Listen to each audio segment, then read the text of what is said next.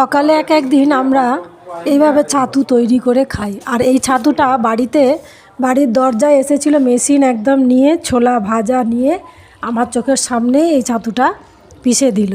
ছোলা পিষে আমাকে ছাতু তৈরি করে দিল। আমি 120 টাকা করে কিনেছি।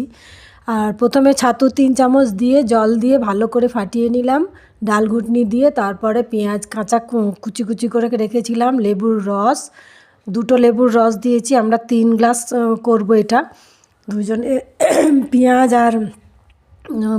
আর লেবুর রস দিয়ে দিলাম। তারপরে 2টো কাঁচা লঙ্কা কুচি করেছিলাম আর হাফ চামচ বিট নুন দিয়ে দিলাম। দিয়ে আমাদের তৈরি ছোলার ছাতু। সকালে এটা দারুণ হেলদি ফুড, দারুণ স্বাস্থ্যকর খাবার, পেট ভরা খাবার।